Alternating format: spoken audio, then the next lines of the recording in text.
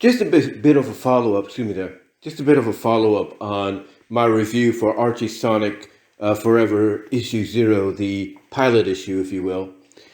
The one thing I talked about in there is the fact that they're finally going to address the whole, Sally, being powered by power rings and, them being modified and all that. And what I said there in that part, mostly at the end, what I said there, I meant. Because for years, if not over a decade, since that arc began, it's always bugged me and it's bugged a lot of fans. There's no doubt about that. It's bugged a lot of fans, with the fact that basically, how could Ian Flynn, just ignore and not really give much of a true explanation as to why Eggman was able to modify either the power ring itself or modify, Sally in her weaponized form from being influenced by the power ring and getting her free will back. To me, it just didn't make any sense. It didn't make any real, lick of sense as to how that was possible, because anybody that followed the lore, as long as I have and everybody else have, knows that whether it's Sonic Saiyam, whether it's powering like medallions and underground, or it's in the comic itself, that they always are capable of freeing somebody's free will temporarily, if not permanently, or at least kind of beginning the process to allow the roboticized, characters to be able to regain their free will on their own at the encouragement of those that might be family or friends. So, to me, I was just baffled, when I saw this happen, the first time originally, just like everyone else, and still was baffled because we never really had a true explanation.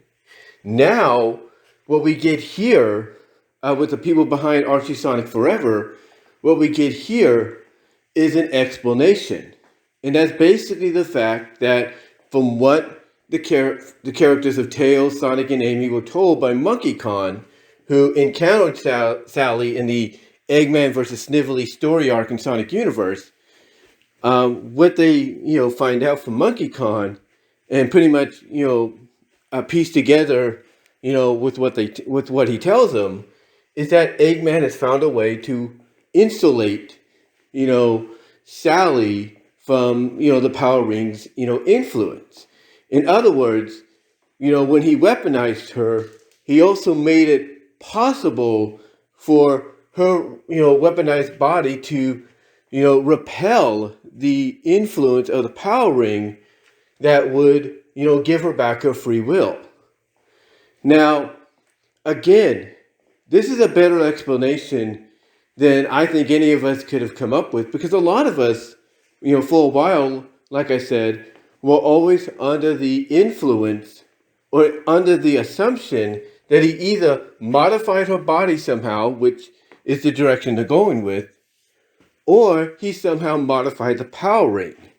So I like the fact that they're going in with option A and at least giving it a legit explanation, a more sensible explanation of, oh, he insulated her body. He somehow built some kind of safeguard in there that would prevent the power ring from influencing her and giving her back her free will.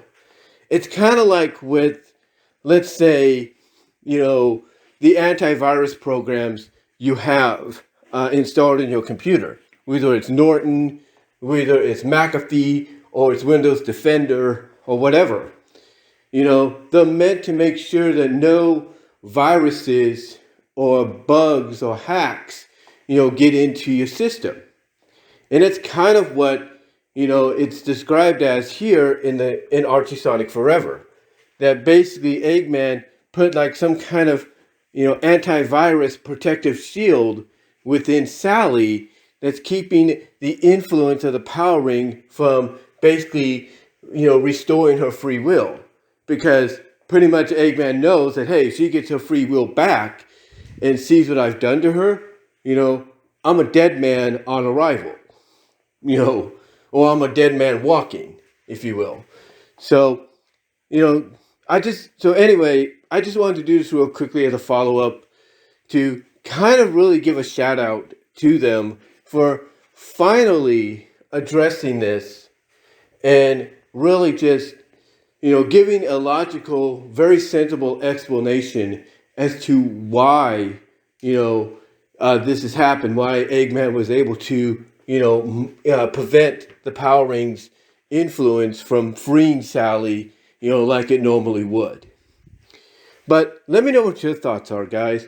What are your thoughts, what are your thoughts, I should say, on them finally giving this explanation, which to me is a very logical, sensible explanation, more so than what Ian Flynn would have given us, with all due respect. What are your thoughts on it? And what are your thoughts on some of the other things that are actually connecting that make sense from a continuity standpoint as far as Archie Sonic Forever goes? Let me know down below. Comment if you like. Love to hear from each and every one of you. And until next time, I am out.